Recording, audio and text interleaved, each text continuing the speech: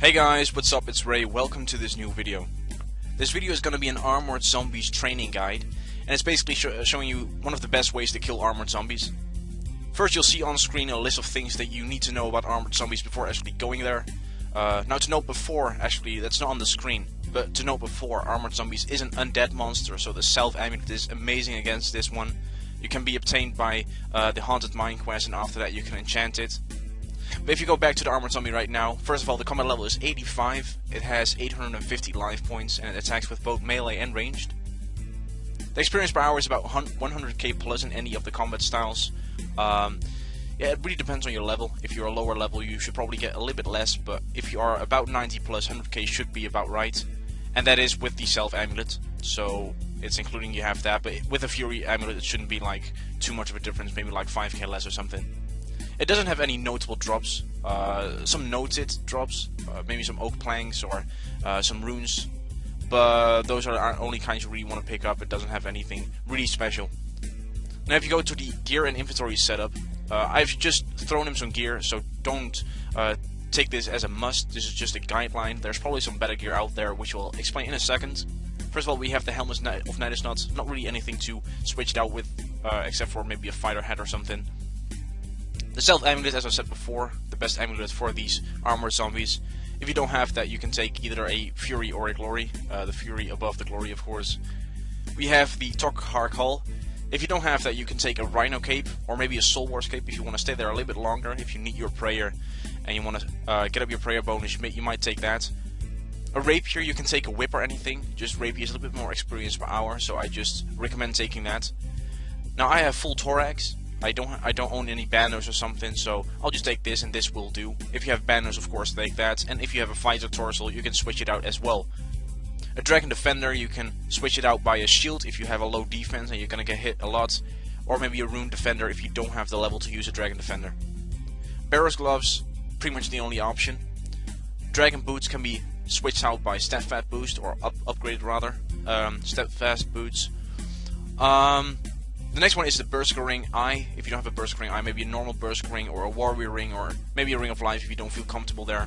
And for the inventory, it is quite simple, don't have to explain a lot. Just extreme sets. If you don't have that, maybe a super set. Prayer Renewals and Prayer Potions to use Turmoil the entire time, or if you don't have that, Piety.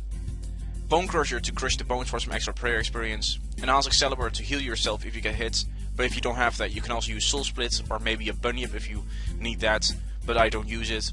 And a quick teleport out. Now for getting there, I just figured we start at the Varric main plaza. You walk north into the Varric castle.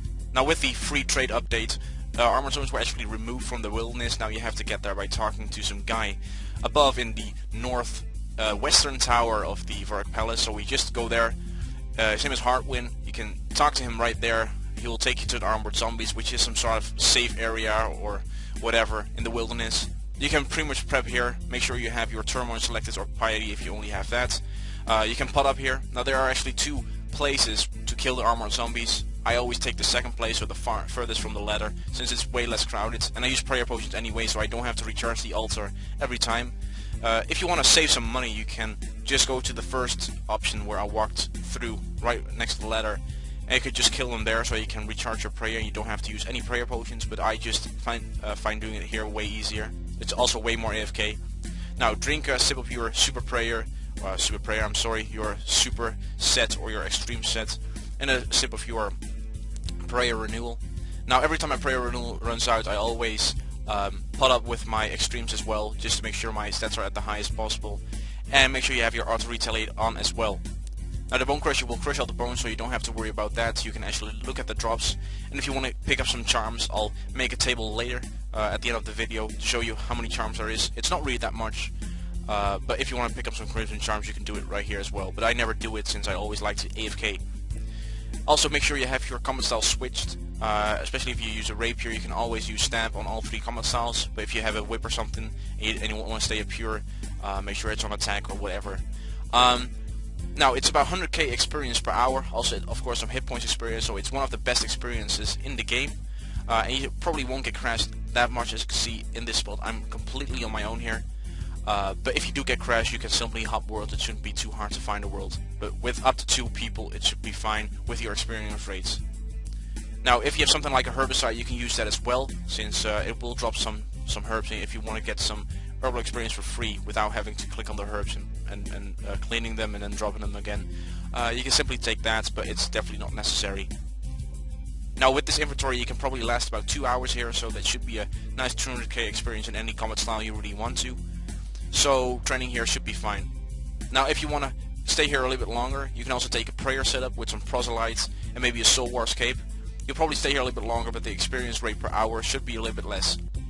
Now, if you're too low and you actually need a shield to stay alive around here, you can your best bet would be a Dragon Fire shield, since it has the strength, best strength bonus, like next to the Dragon Defender. So I would recommend that.